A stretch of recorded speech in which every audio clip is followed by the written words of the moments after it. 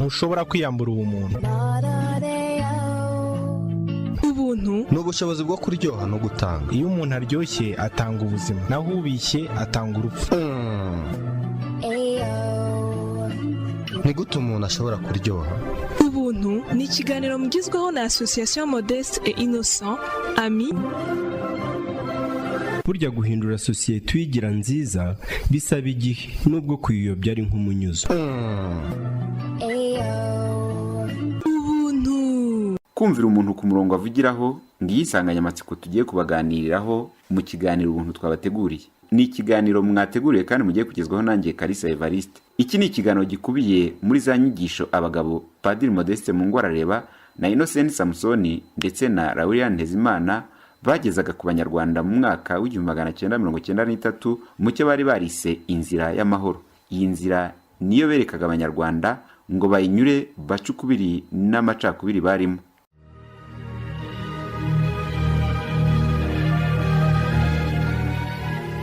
Inzira y'amahoro, kurwanya intambara, yava kubo wita abanzi, wowe n'abanziga muva indimwe, yava kubo wita abawe nabo gushoza intambara ntibabizira. Kurwanya intambara niyo ntambara yonyine ihesha umuntu icyubahiro.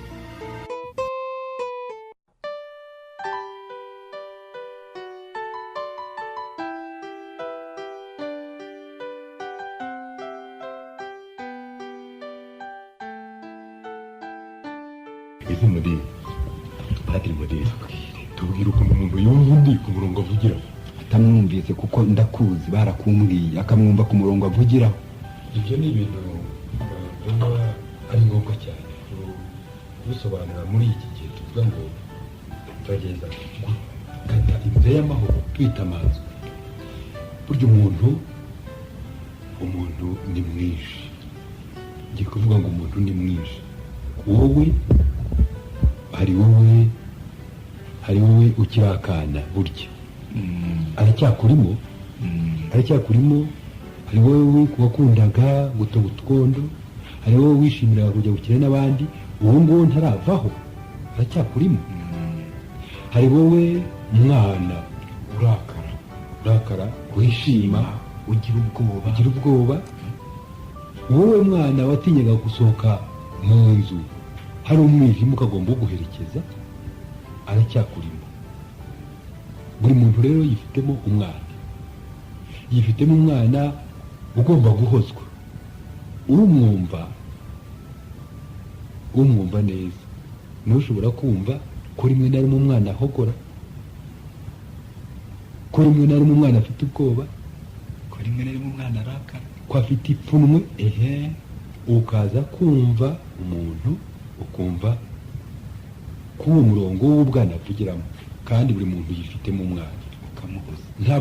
Ntabwo biteye isoni cyangwa ntabwo ari igize kuvuga ngo buri muntu yifitemo umwana. Ndetse abahanga mu byerekeye kumenya imiterere y'abantu bavuga ko umwana muri twe agize ibya 9 ku 10 ibyo twiyumva byose, ibyo bavuga by'ubwoba, ibyishimo, kurarikira, ndumva ashaka bya twaze tuvuga, ibyo cyose ni umwana. Ndetse burya yibona abantu bazokoye bigacika, barakaye umujinya wabishe ngo bagiye kwihorera, burya niki umwana uba yarakaye, iryo pfunwe ryose riba ritangiye kujya hejuru gusohoka. Uri umwana, ndi umwana, nyumvira umwana umumenye, umuhoze niba uri umunyamahoro. Uri n'umuntu mukuru ariko burya si mwinshi cyane. Umuntu mukuru ugiye uko mwumva nk'uko natekereza cya cyuma cya ordinateur, iyo cyahawe porogaramu, cyashyizwemo za porogaramu, cyashobora gukemura gukora nk'ibibazo ibi n'ibi, ushyiramo ikibazo, icyuma kikakisuzuma kikakacanga, ugasaba igisubizo. Ubwo amarangamutima kubogama, kandi ni ugushishoza, gushyira mu gaciro. Birashoboka cyangwa ntibishoboka. Uwo ni umuntu mukuru. Birashoboka cyangwa ntibishoboka. Kuba rero umuntu mukuru ni ukumenya kubona ibigushobokeye. Ni bimwe wahoze uvuga uti kuriba uburyo bukwiye, igihe gikwiye, kureba niba bishoboka, niba kwigomwa guhitamo uwo muntu mukuru ni ukakora.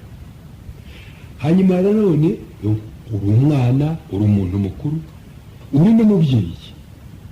Umubyeyi muri wowe akomoka he? Umubyeyi akomoka ku muco watojwe. Hari ibintu uba waratojwe kuva ukiri umwana, bakavuga bati biriya birazira, biriya ni byiza, umuntu agira atya, umuntu ntakwiye kugira atya, umuntu yakwitwara atya. Bikomoka ku ubwo burere bwose, ku mahame remezo wumva ugenderaho. Ashobora no kuba n'ay'idini waramenye uti kuri ni nyirantarengwa, iki ngiki ntawe ugikora, iki ngiki muragikora. Bishobora gukomoka no ku naribonye yawe, uzi gukora ibi kubera ko wabyize cyangwa wabibonye kenshi. Ufite rero ububyeyi muri wowe, wagira abantu inama, watanga amategeko, wafasha abandi. Ndetse hari n'ubwo abantu baza bakugana ari cyane cyane ububyeyi bwawe bagana muri wowe, uje akugisha inama ku kibazo iki n'iki. Burya baje agira ngo ari umwana uje kugisha inama umubyeyi. Tekereza rero, iyo abantu babiri bavugana burya ni nk'abantu batandatu. Ni mwana wanjye, muntu mukuru wanjye, na mubyeyi undimo. Uvugana na mwana uri muri wowe, muntu mukuru uri muri wowe, na mubyeyi uri muri wowe. Urumva rero ko kugira ngo ubwo bashobora kuvugana ku buryo tekereza rero nk'amakaraza aza mu mibano yacu. Ntacyo watubwira ku makaraza mu mubano? Amakaraza mu mubano ni nk'uko rimwe na rimwe nza mbaza mubyeyi muri wowe, nje nshaka ko wafasha, hanyuma agasanga uwushubije n'indi ni mwana warakaye. Urugomo ruba rwatangiye ubwo ngubwo. Igira ati uyu nguyu yapfuye arampora iki? Icyo gihe mwana wawe nawe akagagambuka, n'abana babiri bagafatana rukambikana. Umuntu abyize neza rero, ndavuga urwo rufunguzo mbahaye rwo kuba wagerageza kumva umuntu ku murongo avugiraho, kumva ko arimo muntu mukuru, arimo mubyeyi, arimo na mwana. Ukajya wumva ijambo rimuvuyemo n'igikorwa akoze, ukareba ukavuga uti kiriya gikozwe nande. Burya iyo ni inzira ikomeye. Abantu batangiye kujya bumva abandi batyo, bitondera ibyo, baba batangiye kwinjira mu nzira y'amahoro. Ubwo rero nyine ndagushimiye cyane ko uduha urwo rufunguzo. Ni ukuvuga ko bya bikorwa bishya, kubaka ubuntu kuva mu iterura, ukubahiriza uburenganzira nshingano bw'ikiremwa muntu, ukitoza kumva umuntu ku murongo avugiraho. Uko ni ugushinga ibirindiro mu neza. Icyo gihe rero uba uzi kurandura urugomo kandi ukagenda mu nzira y'amahoro. Iyo byari bishoboye utangira kubyina amahoro, kuko ubushinga buriya ngo ntawe ubyina adashinga. Igituma amahoro yatunaniye ubu ngubu ni uko tudashinga ibirindiro mu neza, nta kuntu dushobora kuyabona. Noneho se umuntu yabyina ati kubyina amahoro. Kubyina amahoro mbona ikintu cya mbere. Ushaka kubyina amahoro agomba kwitoza, ni ukubohora inzoka ku gisambo. Iteka ukabona ko umuntu ari umwana w'Imana ikunda cyane. Ukaba ari cyo mbere ubanza kubona ni igisabo ntagomba kumeneka. Uribuka nyine igihe Rwabugiri agisha inama ba Rutegajuru, bavuga ko Nyirakigeri mu Runywere yaba yarateye inda na Seruteganya. Rwabugira ati iyo ushaka kwica inzoka yizingiye ku gisabo bigenza ute? Rutegajuru turakubita nabyo bikameneka. Hanyuma undi niba rero yambaye ngoma niba amubwiye ati oya shaka niho wowe bigenda. Inzoka urayikanga ikava ku gisabo ukayica, kuko igisabo kirazira kukimenya. Umuntu rero ni umwana w'Imana w'ikinege, n'igisabo kirazira kumumenya. Ugomba rero uwo mugira nabi, ugomba kumubohoraho iyo nabi, niko kubohora inzoka ku gisabo. Hanyuma urumva ko iyo uzi kumubohoraho iyo nzoka, ni ukuvuga urabanza ukabona ko ari umwana w'Imana, ariko ndetse ukanabona ko yanacuramye. Ni umwana w'Imana ariko wacuramye, ukanabona ko yahagamye, ukabona ko yahagamye wa mwana impamvu yarakaye. Ukabona ibi byose biza bimwizingiraho, ukagerageza kubimuhamburaho. Icyo gihe rero ubasha kwakirana umutima utuje inaba mugirira. Nibyo kubera ko uvuga uti nawe siwe yaracurizwe. Nk'ubu umwana aturutse aho inyuma akagukubita igikoni mu bitugu, ukebutse ukabona ari akana gato k'imyaka 2, wagira ute? ntibuka nshaka kurwana kuko urabyumva mba nariwe ariko yari akana k'imyaka ibiri nyine urumva ko mbura uko nifata urabyiringira ndahagyiringira mubyimbwa kuko urasimbura kuribwa twashyaniwe n'indi wakuhereje wakirana noneho umutima utuje iyo nawe yakura kuko mba mvuga nti ntabwo kazi ibyo gakora ni kimwe n'umusazi waguhutaza mu muhanda ukikubitamo yesu ati ntazi icyo wakora ukikubita ukabanza akabona mu cyondo ukabyuka ushaka kurwana bati n'umusazi ntabwo urwanya ibyo ari byo byose rero ugomba kujya kumesa ububabare burahari ariko wa mutima utuje uraba kuko umenya gutandukanya umuntu n'inabakozi kubera ko nawe si we yaracuritswe nka yezu rero bamaze kumumanika ku musaraba ati babarere dawe ntabwo bazi icyo bakora rero ni ikintu gikomeye cyo mu kubyina amahoro ni ukumenya koko kubohora inzoka ku gisabo kumenya gutandukanya umugiranabi n'inabi ukamenya kwakirana umutima utuje inama n'abagirira ubwo rero nibwo uba utangiye kwishyura fagitire z'ibimenwa n'abana n'abasazi kubera ko wa mwana wakuvutuye wa musazi waguhutaje tuvuge iyo bamenye ibintu ibyo bintu birishyurwa byishyurwa nande umwana yishyurirwa na se umusazi akishyurirwa n'abamushinzwe abenye wabo n'umuryango uwo mushinzwe niwe wishyurwa umwana cyangwa umusazi nicyo gituma burya yezu mubona ku musaraba aravuga ati bariya abana n'abariya basazi bitwa banze n'abana banjye burya umusaraba ni icyo umusaraba ni icyo ni imana ubwayo yishyura fagitire z'ibimenwa n'abana n'abasazi yaremeye niho kugira ngo ahaguruke abarwanya bakubite akureho abaha inda y'abukuru ati ngaho noneho rero akabwira uwitwa umukirisitu wese ni ukuvuga uwumvise impagarike uwo ari we wese ati ngwino umfashe kwishyura ubwo wowe wumva impagarikiye ntabwo uri umwana nta nubwo uri umusazi wabaye bashe ngwino umfashe kwishyura imenwa na barumuna bawe kandi umfashe kubarera kuko ntabwo bihagije kubishyurira ugomba kubarera no kubarera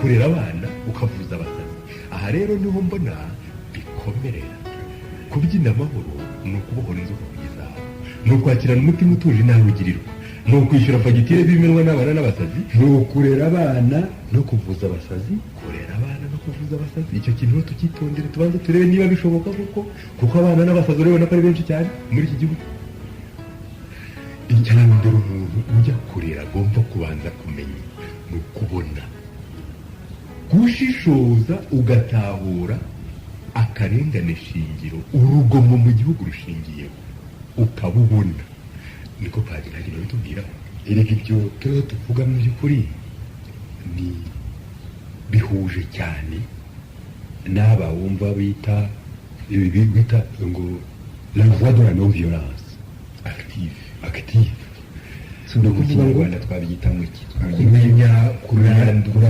akarengane ukoresheje gukoresha neza kugira ngo rero bigereho ibyo bintu mbere na mbere ugomba kuba uri umuntu ushishoza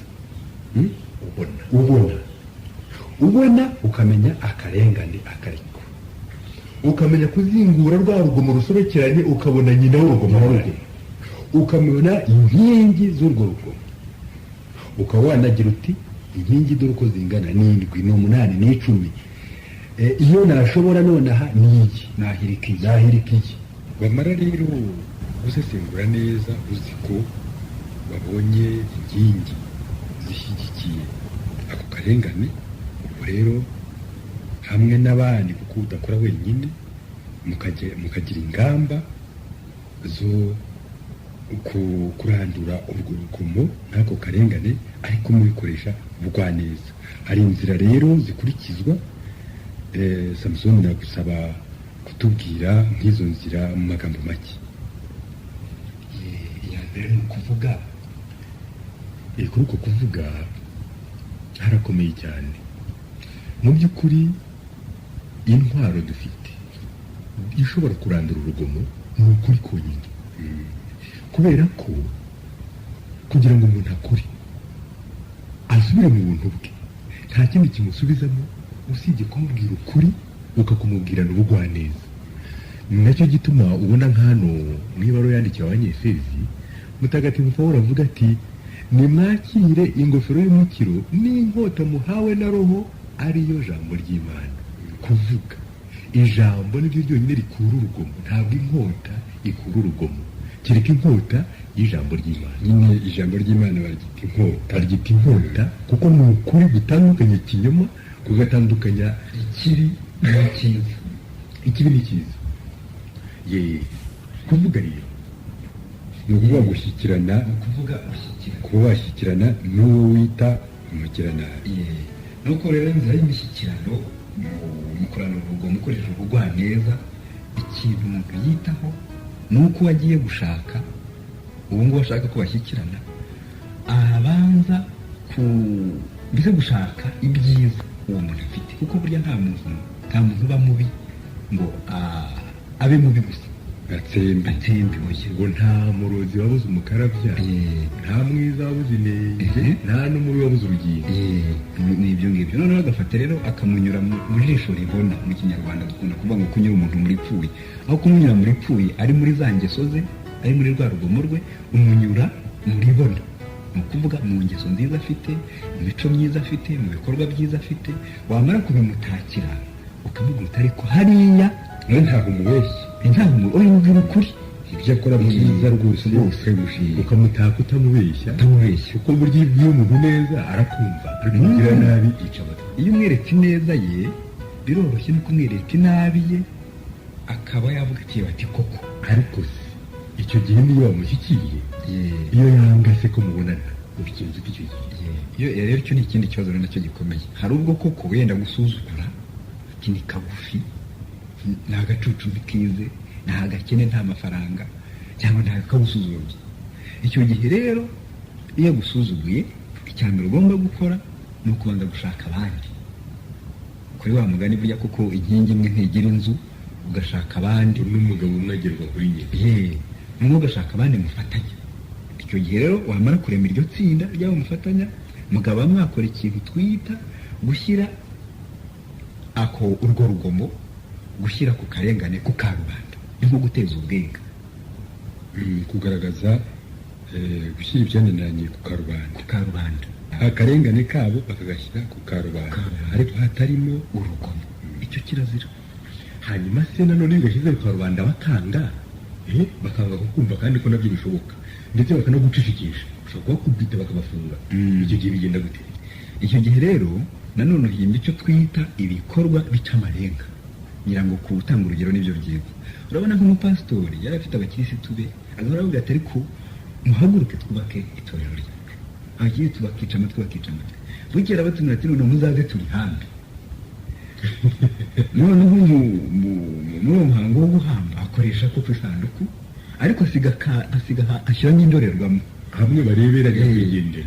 noneho rero abantu bakajya bazenguruka baje gusezera ku murambo, yajya gusezera areba uwapfuye akibonamo, babonye ari bo vumbi. kiliziya yuzuye vumbi. bati turabyumvise, bati ntabwo tukiyihambiye, tugiye kwaguka noneho.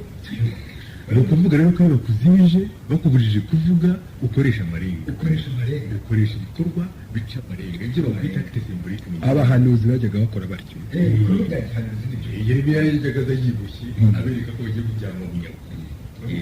nuko mbese ni nk'uko nta bindi bikorwa se byavuga ku bwabyo usibye ibica amarenga. ibindi bikorwa byavuga ku bwabyo, twavuga nk'ikintu twita kudatiza umurindi abanyarwanda. ni ukuvuga urugero ni umuntu yatangana nk'uko nguko abanyamashyaka bacu bameze, sibyo? barimo bararyana tubireba, ariko abaturage baramutse bagiye nko muri mitingi bagasanga abanyamashyaka baratangiye gusebanya gutukana, abaturage bakamureba bati bwana twarakumvise urakoze uraramukeho, ubwo urumva ko baba bamucecekesheje kandi ntawe ugize icyo mubwira. Ikindi rero umuntu yavuga ni nko kugomera amategeko ari imbere, kuko abaturage babyita desobedience civile, abaturage bakanga amategeko mabi bakayasuzugura ku muntu. Twibuke ko ibi Innocent Samson yabivugaga mu mwaka w'1993. Koko iyo abanyarwanda baza kubyumva, jenoside yakorewe abatutsi mu mwaka wakurikiyeho, ni ukuvuga mu mwaka w'1994 ntiyari kuba. Yewe uyu Samson wabivugaga nawe ubwe ntaba yarazize iyo jenoside nk'uko byagenze. Cyari ikiganiro mwateguriwe kandi mwagezwagaho nanjye Kalisa Evariste. Rushimire cyane Lauriane Ntezimana, Padiri Modeste Mungwarareba na Innocent Samson, umuryango AMI ukomokaho ukanakomoraho inyigisho zawo. ntushobora kwiyambura ubumuntu.